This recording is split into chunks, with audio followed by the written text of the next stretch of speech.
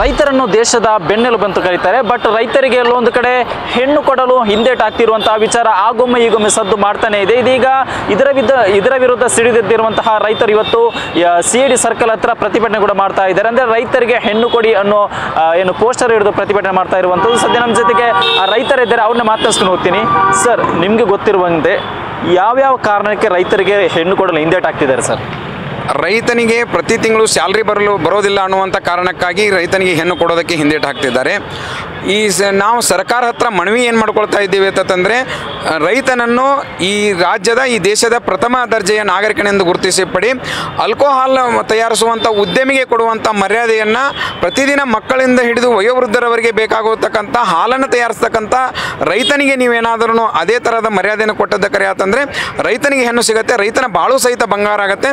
ರೈತ ತನ್ನ ಹೆಂಡತಿಯನ್ನು ಎಷ್ಟು ಚೆನ್ನಾಗಿ ಇಟ್ಟುಕೊಂಡಿರ್ತಾನೋ ಅಷ್ಟು ಚೆನ್ನಾಗಿ ಉಳಿದು ಯಾವುದೇ ಸೆಕ್ಟರಲ್ಲಿ ಇಟ್ಟುಕೊಳ್ಳಲಿಕ್ಕೆ ಸಾಧ್ಯ ಇಲ್ಲ ಅನ್ನುವಂಥ ನಮ್ಮ ಭಾವನೆ ಇದೆ.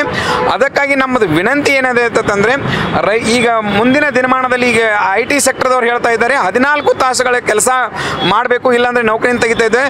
ನೀವು ರೈತರ ಮಕ್ಕಳಿಗೆ ನಾವು ವಿನಂತಿ ಮಾಡ್ಕೊಳ್ತಾ ಇದ್ದೀವಿ, ನೀವು 4 ತಾಸು ನಿಮ್ಮ ತೋಟದಲ್ಲಿ ನೀವು ಕೆಲಸ ಮಾಡಿ ರಾಜನಂತೆ ನೀವು ಆರಾಮಾಗಿ ಇರಬಹುದು ಅಂತ ಒಂದೇ ಒಂದು ಕ್ಷೇತ್ರ ಇದ್ದರೆ ಅದು ರೈತ ಕ್ಷೇತ್ರ. ಇಂಥ ಕಲುಷಿತ ಗಾಳಿ ಕುಡಿದುಕೊಂಡು AC ರೂಮ್ನಲ್ಲಿ ಬದುಕೋಕ್ಕಿಂತ ರಾಜನಿಗೆ ನಿಮ್ಮ ತೋಟದಲ್ಲಿರುವಂಥ ಗಾಳಿಯನ್ನು ಕುಡಿದು ಆರೋಗ್ಯವಂತ ಸಮಾಜವನ್ನು ನಿರ್ಮಾಣ ಮಾಡಲಿಕ್ಕೆ ನಿಮಗೆ ಒಳ್ಳೆಯ ಅವಕಾಶ ಇದೆ.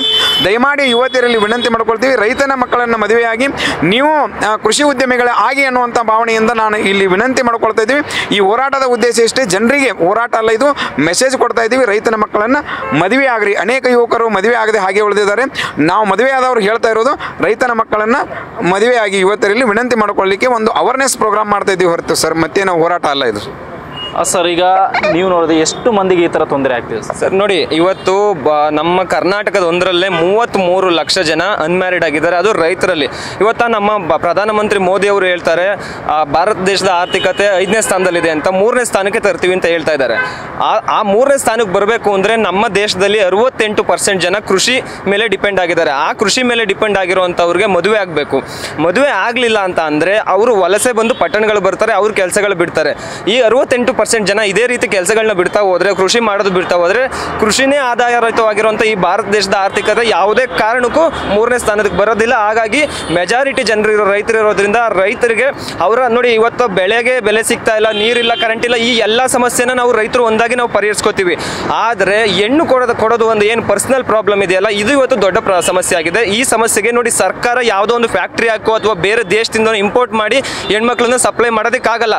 ಈಗ ನಮ್ಮ ತಂದೆ ತಾಯಿದಿರು, ನಮ್ಮ ಅಣ್ಣ ತಮ್ಮದಿರು, ಅವರು ನಮ್ಮ ಸಮಾಜ ನಾವು ಅರ್ಥಕೋಬೇಕು. ರೈತರ ಜೊತೆ ಮದುವೆ ಆದರೆ ಎಷ್ಟು ಆರಾಮಾಗಿ ಇವತ್ತು ಒಂದು ಒಳ್ಳೆ ಗಾಳಿ ತಗೊಂಡು ಹಳ್ಳಿಯಲ್ಲಿ ಎಷ್ಟು ನೆಮ್ಮದಿಯಿಂದ ಬದುಕಬಹುದು, ಒಳ್ಳೆ ಆಹಾರನ ತಗೊಂಡು ಇವತ್ತು ಹಳ್ಳಿಗಳಲ್ಲಿ ಸ್ಟಾರ್ಟಪ್ನ ಬಿಲ್ಡ್ ಮಾಡ್ಬೋದು. ನಾನು ಕೂಡ ನಮ್ಮ ಹಳ್ಳಿಯಲ್ಲಿ ಸ್ಟಾರ್ಟಪ್ನ ಮಾಡ್ತಾ ಇದ್ದೀನಿ, ತೆಂಗು ಬೆಳೀತಾ ಇದ್ದೀವಿ. ಸರ್, ಈಗ ಹೆಣ್ಣು ನೋಡಲು ಹೋದಂಥ ಸಂದರ್ಭದಲ್ಲಿ ಯಾವ ಕಾರಣಕ್ಕೆ ನಿರಾಕರಿಸಿದ್ದಾರೆ ಸರ್? ಸರ್, ಒಂದೇ ಒಂದು ಅವ್ರಿಗೆ ನಮ್ಮ ಪಟ್ಟಣ ಹತ್ರ ಇರೋದ್ರಿಂದ ಪಟ್ಟಣದಲ್ಲಿ ಕೆಲಸ ಮಾಡ್ತಾ ಇರಬೇಕು, ಪ್ರತಿನಿತ್ಯ ಅಂದರೆ ಪ್ರತಿ ತಿಂಗಳು ಸ್ಯಾಲ್ರಿ ಬರ್ತಾ ಇಲ್ಲ ಅನ್ನೋದು ಒಂದು. ಮತ್ತು ನೋಡಲಿಕ್ಕೆ ಅಂದ ಚಂದನ ನೋಡ್ತಾರೆ. ಹಳ್ಳಿ ಇರೋರು ನೋಡಿ ಸರ್, ಅವರು ಶೋಕಿ ಬೇಕಾಗಿಲ್ಲ ಅವ್ರಿಗೆ, ಅವರು ಮೇಲೆ ಬೆಳಗಿಲ್ಲ ಅಂದರೂ ಆರೋಗ್ಯ ತುಂಬ ಚೆನ್ನಾಗಿದೆ, ಕೋಟಿ ಬೆಲೆ ಬಾಳುವಷ್ಟು ಆರೋಗ್ಯ ಇದೆ ಅವ್ರ ಹತ್ರ. ನೋಡೋದಕ್ಕೆ ಚೆನ್ನಾಗಿಲ್ಲ ಆಗಿರ್ಬೋದು, ನೋಡೋದಕ್ಕೆ ಇಚ್ಛೆ ಕಾಣ್ತಾ ಇಲ್ಲ ಅನ್ನೋ ಕಾರಣಕ್ಕೋಸ್ಕರ ರಿಜೆಕ್ಟ್ ಮಾಡ್ತಾ ಇದ್ದಾರೆ. ಅವ್ರ ಆಸ್ತಿ ಕೋಟಿಗಳಲ್ಲಿ ಬೆಲೆ ಬಾಳುತ್ತಾದ್ರೆ.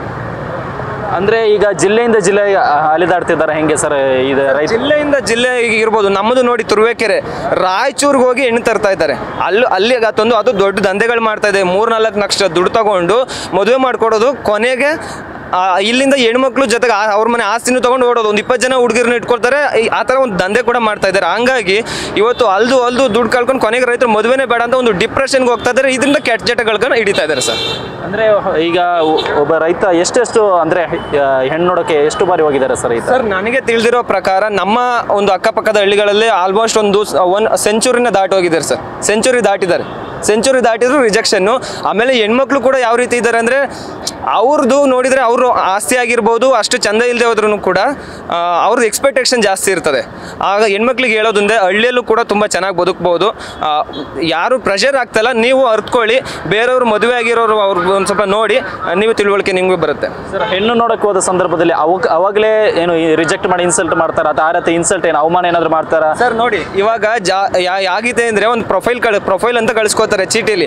ಫಸ್ಟ್ ಕೆಲಸ ನೇಮ್ ಇರುತ್ತೆ, ವಯಸ್ಸಿರುತ್ತೆ, ಎರಡು ನೋಡ್ತಾರೆ. ಕೆಲಸ ಅಂತಿದ್ದಂಗೆ ರಿಜೆಕ್ಷನ್, ಇನ್ನು ಮುಂದಕ್ಕೆ ನೋಡಲ್ಲ, ಇನ್ನು ಓದೋದೇ ಇಲ್ಲ.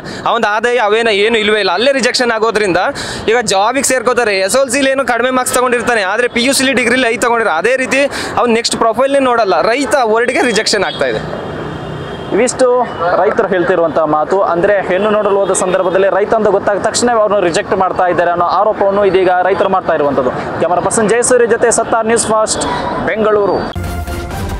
ನ್ಯೂಸ್ ಫಸ್ಟ್ ನಿರ್ಭೀತಿಯಿಂದ ನಿಮ್ಮ ಪರವಾಗಿ.